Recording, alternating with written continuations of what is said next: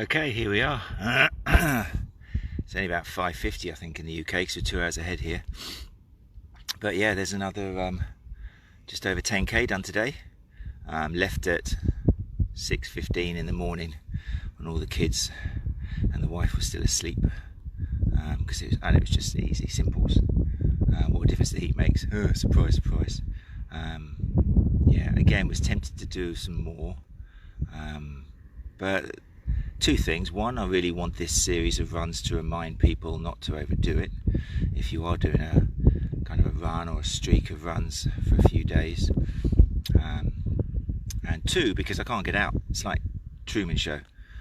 Yesterday I turned left to try and get to Lindos, and was stopped by, well, a goat actually, I forgot to tell you yesterday. Thank you, Alex Hardman, for giving me the goat drill, what to do if I see a goat next time. Anyway, today I took Simon Barthold's advice to sometimes in life, when you get to the end of the road, if you're running, turn right. So I did that today, with the idea of getting to Rhodes Town, and again, it just ended. The road just, any form of pathway ended. So yeah, a bit Truman Show here. But anyway, have a look at this.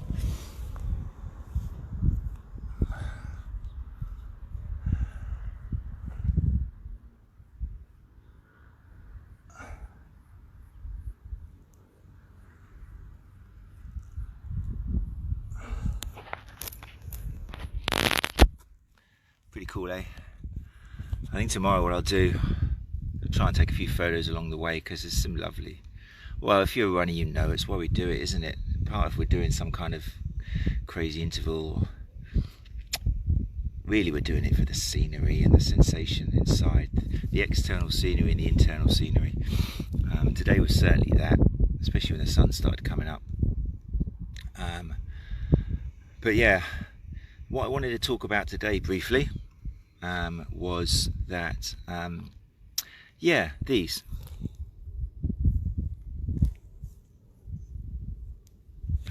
These are my old faithful New Balance Fresh Foam Zanti V3s, I think. And the reason I want to mention them is because even us therapists, people who look after runners, fall prey to the same worries and concerns and presumptions and assumptions and misconceptions, especially when we start getting niggles and things like that. In the case of me, I've come back from being marathon fit to having a couple of little toddlers, and suddenly not being able to really, both physically and mentally, not really running much more than a few 5Ks a week. And this series of 10k or 10 miles, whatever I end up doing in 10 days, is really kind of a celebration of the fact that I've managed to get myself back to a nice form of fitness where I can go out and do 10-10s. So, but along the way, what happens? I start getting Achilles pain, which I've had before. So straight away you're worried about it, even though, you know, that starts magnifying pain when you start thinking about when you've had it in the past. And we tell clients this, especially after we've assessed the runner and we've listened to the case history. And if there's nothing really there showing that you've done something serious to yourself, you have to bear in mind that maybe this pain is being magnified by a concern, a memory, an experience from a while ago, like Mosley's snake in the grass. But anyway, I started getting it. So straight away, what do I start thinking is the matter? My shoes. I've had them for a while. You know, according to the shops and staff, they kind of say, well, it depends where you look, 250 miles or something. I'm thinking, yeah, it's probably on that. I need to change my shoes, don't I? So I did change my shoes.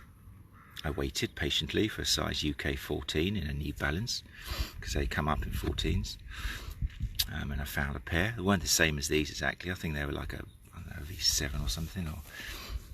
And I thought my problems would be solved. And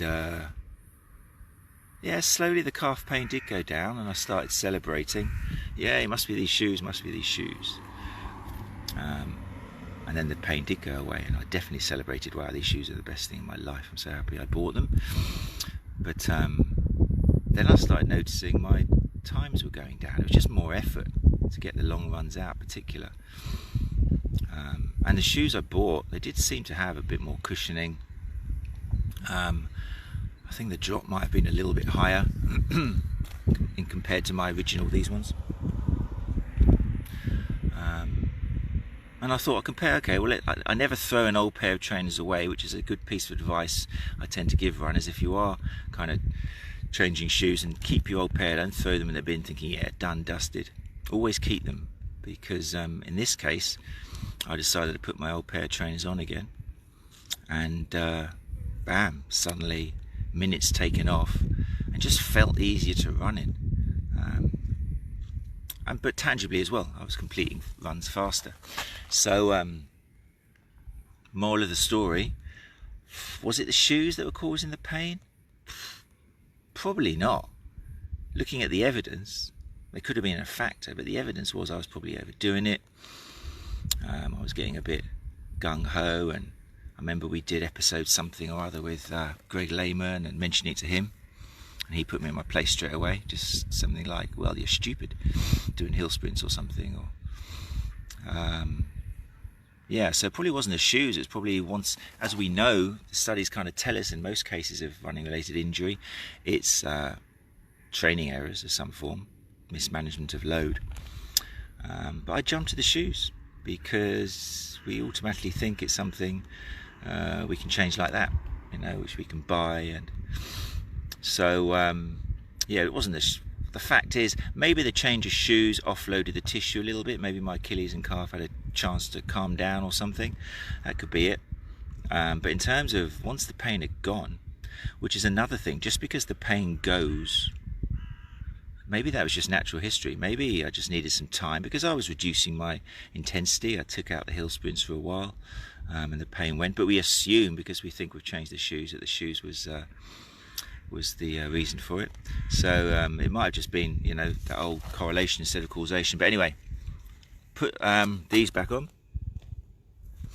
and yeah, big difference. And this is what I'm wearing now to do my 10 and 10. So moral of the story, like I say, is the evidence pyramid. I'll stick a little picture up, which I've used before in blogs and presentations and things. Just when things do start hurting a little bit, just work your way from the bottom of the pyramid.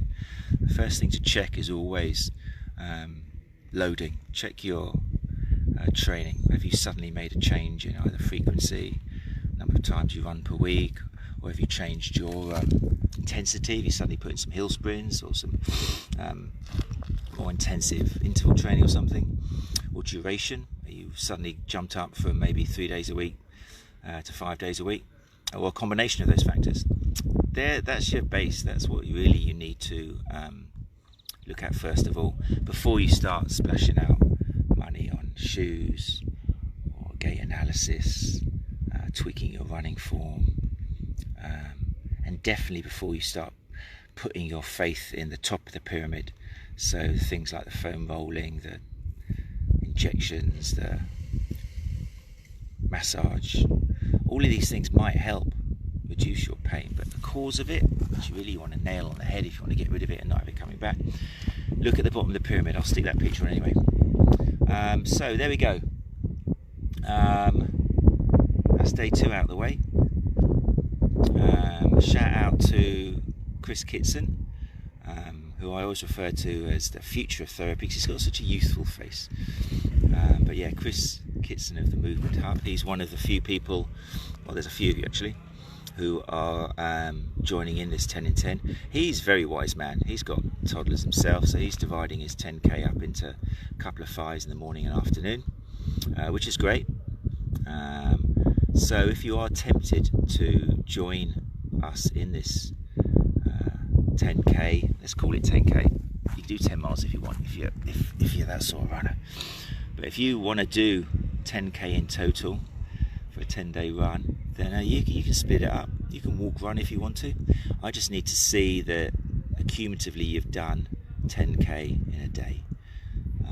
Not worried about the time or anything. I just need some proof, a screenshot.